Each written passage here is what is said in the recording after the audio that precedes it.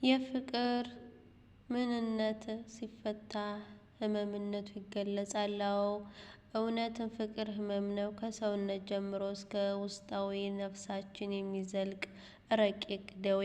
ሰላም አለይኩም ወራህመቱላሂ ወበረካቱ። ውድ የተከበራችሁ ቤተሰቦች እንዴት ናችሁ? ሰላም ከኔ አልሐምዱሊላህ በጣም ሰላም ነኝ። ፍቅር እስከ እብደት መጅኑን ሌይላ ፍቅር አንድ የፍቅር ምንነት ሲፈታ ህመምነቱ ይገለጻል። አዎ እውነትም ፍቅር ህመም ነው። ከሰውነት ጀምሮ እስከ ውስጣዊ ነፍሳችን የሚዘልቅ ረቂቅ ደዌ። ህመሙ በተሰማን ቁጥር ደስ በሚሰኝ ስሜት በእያንዳንዷ ህዋሳችን ደርሶ ሀሴት የሚያስደርግ ህመም። እኛም ምን ህመም እያደር ይበልጥ እንዲያመን ወደን እንመኘዋለን። ለህመሙ ስጋና ነፍሳችን እንፈቅዳለን። ምን አይነት ያማረ ህመም! እነዛም እውነተኞቹ ታማሚያን ወይንም አፍቃሪ ከዛ ህመም መዳንን እና ማገገምን አይሹም። ይልቁንስ ትክክለኛው ስቃይ መጥፎው ስቃይ ከፍቅር ህመም ውስጥ በመውጣት በሚዳነው ድነት ውስጥ ባለው እውነተኛ ዓለም ላይ ነው። መዳን ማለት ለሱ መታመም ነው። የፍቅር ህመም ማለት ደግሞ ለነሱ ሲገለጽ ከእያንዳንዷ የስቃይ ፍሬ የፍቅርን ጣፋጭ ወይን ጨምቆ በፍቅር ጽዋ መጎንጨት ነው። ሌይላና መጅኑን ያን አይነት ህመም የታመሙ ጽኑ የሁብ ህሙማን ነበሩ።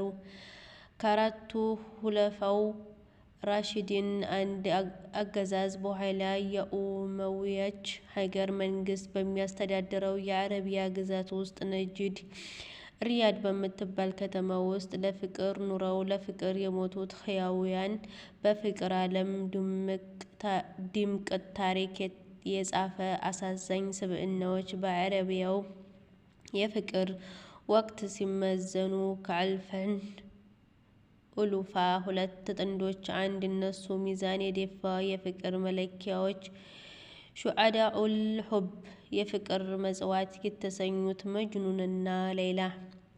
የትውልድ ጊዜያቸው በዘመነ ሂጅራ 3 አቆጣጠር 24ኛ ሂጅራ ገደማ ላይ በሞቃታማ የገጠር ከተማ ነጅድ ውስጥ ነው። በኢሮፓውያኑ የዘመን ቀመር ደግሞ 645 ዓመተ ምህረት ላይ የሰዕድ ቢን መህዲ ልጅ ሌይላ ቢን ሰዒድ እና የሙለወሕ ልጅ ቀይስ ኢብኑል ሙለወሕ ሲወለዱ ከአባቱ ዘንድ ቀይስ ኢብን ሙለወሕ የተሰኘ ሙሉ ስም ወጣለት። በኋላ ላይ በሌላ ፍቅር ደግሞ በሰዎች ዘንድ መጅኑን የሚል ቅጽል ስም ታክሎለታል። ከሌላ ጋር ከነፍሳዊ የፍቅር ቁርኝት ባሻገር በስጋ ዝምድናም ጭምር ይተሳሰራሉ። ሌይላ ለቀይስ ለመጅኑን የአጎት ልጅ ነች። የመጅኑን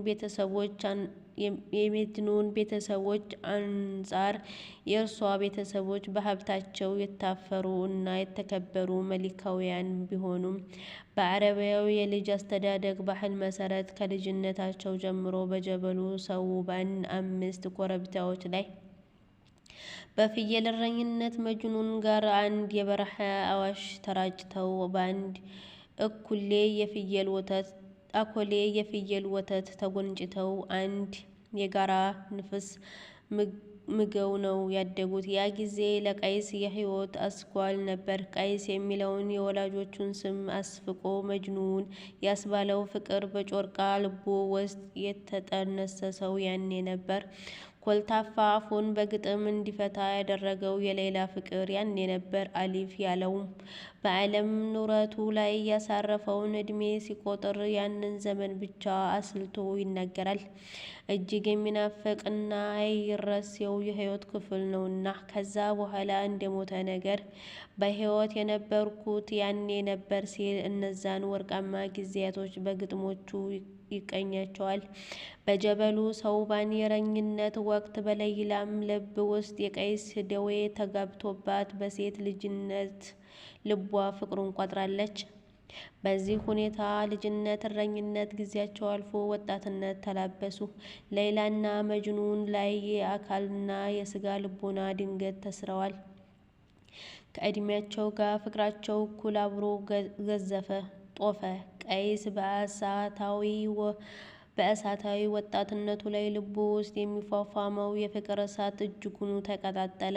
የሌይላም እንቡጥ አበባነት በዕድሜ ፍካት ፈነዳ።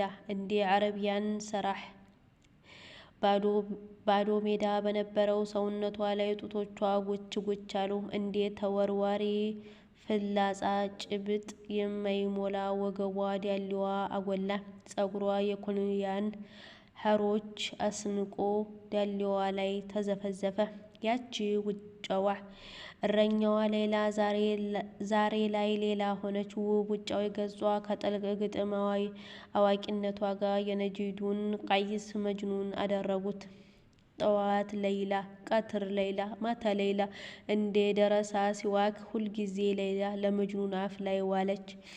ከፊል ወጣትነታቸውን ያለ ማንም ከልካይ በሰመሪን እና ገዷ ውብ ቦታዎችን አይረሴ ውብ የፍቅር ጊዜያትን አሳለፉ። ነገር ግን እነዛ ውብ ጊዜያቶች ለመጅኑንና ሌይላ ዓይን ጨፍኖ እንደ መግለጥ ያህል ቅጽበታዊ ነበሩ። ውብ የሆኑ ነገሮችን ምንም ቢረዝሙ አጭር ናቸው። ውድ የሚያደርጋቸው ይህ ተአምራዊ ጸባያቸው ነው። እናም ጊዜው በሄደ ቁጥር ዕድሜ የሚሉት ክፉ ዳኛ በጉርምስና ወግ አጥሮ መተያየትን ከለከላቸው። ዳር የሌለው መነፋፈቅን ፈረደባቸው። ከጀበሉ ሰውባን የፍቅር መቅደሳቸው ነጥሎ ሌይላን ከቤት አዋላት። መጅኑንም ሌይላን በየቀኑ እንዲያሻው ማየት ተስኖት ሐሩር በሆነ መውደዱ ላይ ናፍቆት ታክሎበት ከውስጡ እሳት ጎመራ፣ ነደደ፣ ተቃጠለ፣ ተንገበገበ። ናፍቆት ከፋው። ይሉኝታ አሳጥሮ እያክለፈለፈ ከሌይላ ደጅ ያደርሰዋል። በግጥሞቹ ደጋግሞ ሌይላን ያስቀኘዋል። ሌይላ ይህንን ስትሰማ እንዳልሰማች ታልፈዋለች። መጨረሻም ለቀይስ ፊት ነስታ ጀርባ ሰጠችው። መልስ የሚሹ ግጥሞቹን ሰምታ እንዳልሰማ አለፈቻቸው። በዚህ ድርጊቷ ክፉኛ ልቡ ተሰበረ። የልጅነት ፍቅራቸው ሌይላ ላይ ተዳፍኖ እሱ ላይ ብቻ እንዴት ተጋጋመ ተሰማው። በሌይላ ለመወደድ በሌይላ ለመፈለግ አይነት ስሜት ደበተው። ሰርክ አይኑ እምባ ቀረዘዘ። ልቡ ተሰብሮ ተሰቀዘ። ሕይወት ኑረቱ ቀዘቀዘ። ቅርጹ ፈዞ ደበዘዘ። ሙሉ ዓለሙ ተቃወሰ። የወጣት አሞቱ ፈሰሰ። በቃ ያ ጅንኑ ቀይስ መጀነነ። በዚህም ሳቢያ መጅኑን ተሰኘ።